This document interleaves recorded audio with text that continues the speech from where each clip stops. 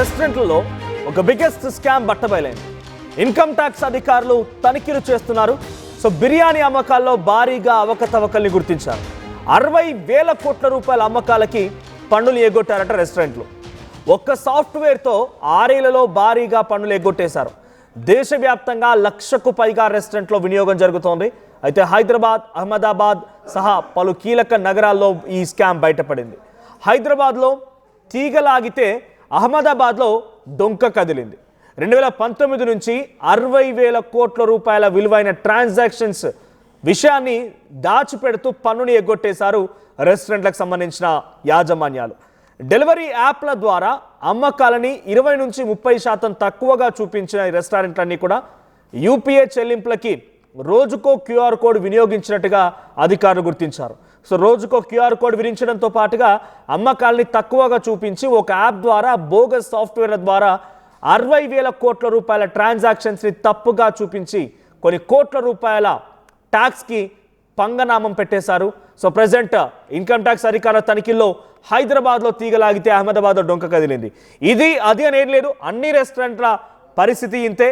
ఇక మరీ ముఖ్యంగా చిన్న చిన్న టిఫిన్ సెంటర్లు, చిన్న చిన్న ఫాస్ట్ ఫుడ్ సెంటర్లు, ఓపెన్గా పెట్టేటువంటి కొన్ని చిన్న చిన్న ఓపెన్ రెస్టారెంట్లు, ఇవన్నీ కూడా కనీసం జిఎస్టీ ఖాతాను తెరవవు, ఫుడ్ ఇన్స్పెక్షన్ లైసెన్స్ ఉండదు, అసలు కనీసం మినిమం గైడ్లైన్స్ పాటించకుండా అక్కడ వ్యవహరిస్తూ ఉంటారు. ఎటుకలకి ఎప్పుడైనా ఒకసారి మరి వాళ్ళకు అవసరం వచ్చినప్పుడో లేదంటే వాళ్ళ మాట రైట్ వాళ్ళకు సంబంధించినటువంటి ఆ అధికారులు వాళ్ళకి ఏదైనా అవసరం వచ్చినప్పుడైనా లేదు వీళ్ళు రెస్టారెంట్ యాజమాన్యాలు ఆ అధికారుల మాట వినప్పుడైనా అటువంటి సందర్భంలోనే ఈ రకమైనటువంటి రైడ్స్ జరుగుతూ ఉంటాయి. ఆ రైడ్స్లో కొద్దో గొప్ప బయటపడుతూ ఉంటాయి కొన్ని అంశాలు మాత్రమే. 60,000 కోట్ల రూపాయలు 2019 నుంచి ఇప్పటి వరకు ఏకంగా 7 ఏళ్ల సమయంలో 2026లో ఉన్నాం ఇప్పుడు మనం. సో ఈ 5-6 ఏళ్ల పాటుగా జరిగిన ప్రతి అంశానిపైన కూడా ఇన్కమ్ ట్యాక్స్ అధికారులు ఇప్పుడు బయటికి తీస్తున్నట్టు తెలుస్తోంది. దీనికి సంబంధించి మరిన్ని అప్డేట్స్ మా ప్రతినిధి నిర్మల అందిస్తారు. నిర్మల, రెస్టారెంట్లకు సంబంధించి 60,000 కోట్ల రూపాయల ట్రాన్సాక్షన్స్ని దాచిపెట్టి కొన్ని కోట్ల రూపాయల ట్యాక్స్ని పంగనామం పెట్టారు బోగస్ సాఫ్ట్వేర్ ఉపయోగించి. సో ఏం జరుగుతోంది, ఇంతకీ ఆ సాఫ్ట్వేర్ ఏంటి, దాన్ని ఎవరు కనుగొన్నారు, ఇప్పుడు ఈ ట్యాక్స్ని ఎలా వసూలు చేయబోతున్నాయి, మరీ ముఖ్యంగా ఈ రెస్టారెంట్లపై ఎటువంటి యాక్షన్ తీసుకోబోతున్నారు? ఎస్ మనోజ్, ఈ రెస్టారెంట్ హైదరాబాద్ రెస్టారెంట్ ఒకటే కాదు, అహ్మదాబాద్ రెస్టారెంట్ కూడా దీనికి ప్రధాన పాత్ర పోషించిందని కూడా తెలుస్తూ ఉంది. అలాంటప్పుడు ఈ 60,000 కోట్ల విలువైన ట్రాన్సాక్షన్ దాచిపెట్టినందుకు గాను మరి పన్ను ఎగవేత కొట్టినందుకు కూడా మొత్తానికైతే దీని మీద అయితే గట్టి వేటే పడనుంది అని తెలుస్తుంది. కానీ ఈ యాప్ ని ఎవరు కనిపెట్టారు అనే కోణంలో కూడా పోలీసులు అయితే మరి దర్యాప్తు అయితే కొనసాగిస్తూ ఉన్నారు. ఎందుకంటే ఇది యూపీఐ చెల్లింపులకు రోజుకు క్యూఆర్ కోడ్ను కూడా వినియోగించినట్లు గుర్తించడం జరిగింది అధికారులు. అయితే మరి ఆ కోడ్ ను కూడా గుర్తించి దాని ద్వారానే ఇవన్నీ కూడా బయటకు తీసినట్టుగా కూడా తెలుస్తూ ఉంది. డెలివరీ యాప్ల ద్వారా అమ్మకాలను 20 నుంచి 30% వరకు కూడా తక్కువగా చూపించారు రెస్టారెంట్ వాళ్ళు, ఓనర్లను కూడా తెలుస్తూ ఉంది. ఎందుకంటే డెలివరీ యాప్ల పేర్లు చెప్పుకొని అంటే వాళ్ళ ద్వారా కూడా ఈ శాతం తగ్గింపు ద్వారా కూడా ఈ లావాదేవీలు నడిపించినట్టుగా కూడా తెలుస్తూ ఉంది. ఒక సాఫ్ట్వేర్ తో 6 ఏళ్లలో భారీగా కూడా పన్నులు ఎగవేత చేశారు అని తెలుస్తుంది. అదే కాకుండా దేశవ్యాప్తంగా కూడా 1,00,000కు పైగా రెస్టారెంట్లలో ఈ వినియోగం కూడా జరిపించినట్టుగా కూడా అధికారులు అయితే గుర్తించారు. ఆ గుర్తించిన దాని ప్రకారంగానే ఇప్పుడు ఈ హైదరాబాద్ లో తీగలాగితే మరి అహ్మదాబాద్ లో డొంక కదిలినట్టుగా కూడా అధికారులు అయితే తనిఖీలు చేపట్టి మొత్తం కూడా ఇన్కమ్ ట్యాక్స్ అధికారులు అయితే హైదరాబాద్ రెస్టారెంట్ పైన ఒక వేటు వేశారనే చెప్పుకోవచ్చు.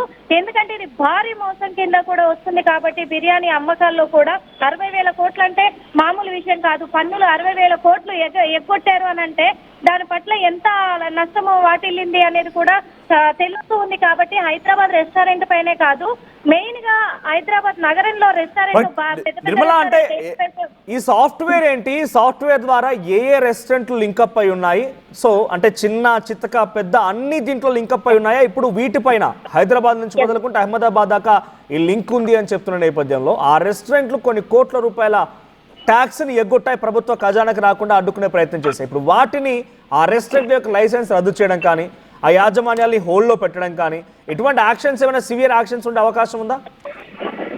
ఎస్ మనోజ్, ఎందుకంటే ఈ యాప్ ఏ యాప్ అనేది కూడా దాని పేరు అనేది అధికారులు ఇంకా బయటికి వెల్లడించలేదు. ఎందుకంటే ఈ విషయంలో కూడా వాళ్ళు కీలకంగా పాత్ర పోషించి కూడా ఒక కేవలం హైదరాబాద్ రెస్టారెంట్లలో అంటే కూడా మనకి ఇప్పుడు మేఫిల్ కావచ్చు, ఈ గ్రీన్ బావర్చి, చాలా రెస్టారెంట్లు కూడా ఉన్నాయి.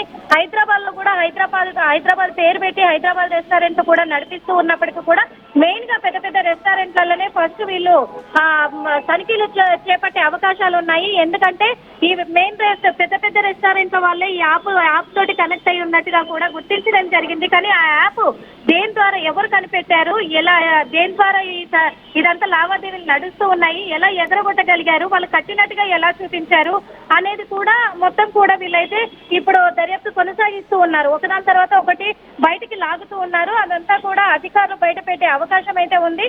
ఈ క్యూఆర్ కోడ్ కూడా యూపీఐ చెల్లించిన క్యూఆర్ కోడ్ కూడా ఎలా వీళ్ళు కనిపెట్టగలిగారు, ఏ యాప్ ద్వారా వీళ్ళు కనుగొన్నారు అనే దానిపైన కూడా వీళ్ళు దృష్టి సారించి అధికారులు అయితే ఎంక్వైరీ మొదలు పెట్టారు మొత్తం మీద. ఎందుకంటే హైదరాబాద్ లో పెద్ద రెస్టారెంట్స్ ఏవైతే ఉన్నాయో ఆ రెస్టారెంట్ల పైన ఫస్ట్ వీళ్ళు వేటు వేయబోతున్నారు. తర్వాతే మిగతా చిన్న చిన్న రెస్టారెంట్ల మీద కూడా మొత్తం తనిఖీలు చేపట్టే అవకాశం ఉంది. ఎందుకంటే ఇప్పుడు వీళ్ళు 60,000 కోట్లు ఒక హైదరాబాద్ లో భారీ రెస్టారెంట్లే ఇలా ఎగరగొట్టారు అని అంటే కూడా, పన్నులను ఎగరగొట్టారు అని అంటే చిన్న రెస్టారెంట్లు కూడా అవే ఫాలో అవుతుంటాయి కదా అన్న అనుమానాలు అయితే మరి అధికారులకు, ఇన్కమ్ ట్యాక్స్ అధికారులకు అయితే రావడం జరిగింది. Thank you Nirmala. మొత్తంగా హైదరాబాద్ నుంచి మొదలుకుంటే అహ్మదాబాద్ వరకు ఇన్కమ్ ట్యాక్స్ అధికారుల లెక్కల్లో బయటపడిన ఒక బిగ్గెస్ట్ స్కామ్ ఏంటంటే 60,000 కోట్ల రూపాయల ట్రాన్సాక్షన్ సంబంధించి ట్యాక్సులు కట్టకుండా పంగనామం పెట్టారు రెస్టారెంట్ యాజమాన్యాలు. ప్రస్తుతం వారిపై కఠినంగా చర్యలు తీసుకోవాలని డిమాండ్ చేస్తున్నారు. సో మీరు కట్టినటువంటి డబ్బులు మొత్తం కూడా రెస్టారెంట్ తీసుకుంది ₹1. మీ దగ్గర ట్యాక్స్లను వసూలు చేస్తారు, మీ దగ్గర జిఎస్టీని వసూలు చేస్తారు, మీ దగ్గర డెలివరీ ఫీ అని వసూలు చేస్తారు. కానీ ఏవి కూడా ప్రభుత్వానికి చెల్లింపులు జరగలేదు. కేవలం మీకు మాత్రమే జేబులు చిల్లు పెట్టి ప్రభుత్వ ఖజానాకి మాత్రం వాళ్ళు మళ్లించకుండా రెస్టారెంట్ యాజమాన్యాలే ఆ డబ్బు మొత్తాన్ని కూడా కాజేస్తాయి. 60,000 కోట్లు 2019 నుంచి ఇప్పటి వరకు 60,000 కోట్ల రూపాయల ట్రాన్సాక్షన్ సంబంధించి లెక్కాపత్రాలు లేకుండా దాచిపెట్టేశారంట. దీనికోసం ఒక బోగస్ సాఫ్ట్వేర్ని, బోగస్ యాప్ని కూడా రెడీ చేసుకున్నారు.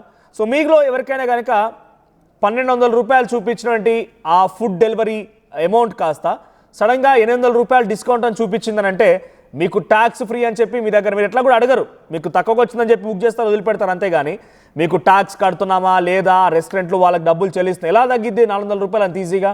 సో ఈ రకమైనటువంటి బోగస్ స్కామ్లు, బోగస్ సాఫ్ట్వేర్లతోని, బోగస్ యాప్లతోని రెస్టారెంట్లు కొన్ని కోట్ల రూపాయలు దండుకున్నాయి. 60,000 కోట్ల రూపాయలు ఏడాదికి సగటున ఈ స్థాయిలో డబ్బులు ఉన్నాయంటే ఇంకా ఎంత పెద్ద మొత్తంలో ఈ భారీ స్కామ్ జరిగి అర్థం చేసుకోవచ్చు.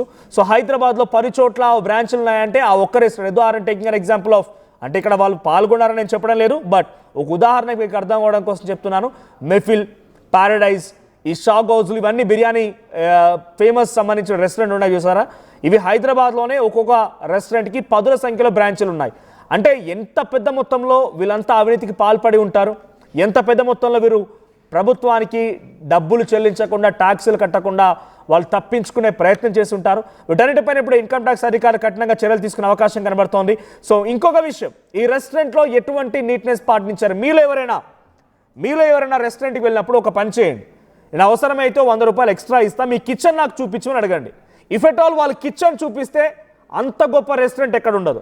ఒకవేళ కిచెన్ చూపించలేదంటే అంత పరమ దరిద్రమైన రెస్టారెంట్ కూడా ఎక్కడ లేదని భావించాడు. ఎందుకంటే వాళ్ళ అంత దరిద్రం కిచెన్ ఎక్కడా ఉండదు, అంత చాలా పిచ్చి పిచ్చిగా ఉంటుంది కిచెన్.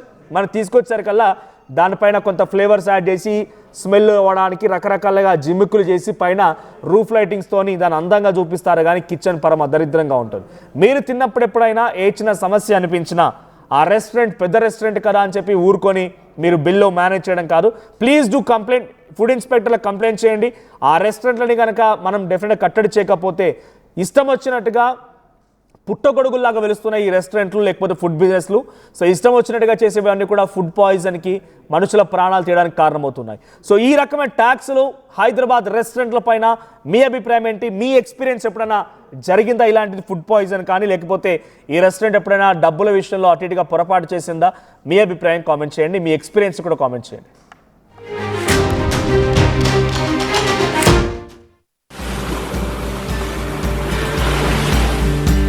చిన్న చిన్న ఆనందాలు 35 ఏళ్లుగా నా జీవితంలో లేవు. 35 ఏళ్లుగా నేను డైపర్లలో బ్రతికాను. 6 సెంటీమీటర్ల ఫిస్టులా నా మూత్రాశయంలో లీక్ కారణమైంది. ఎవరూ నాకు సహాయం చేయలేకపోయారు.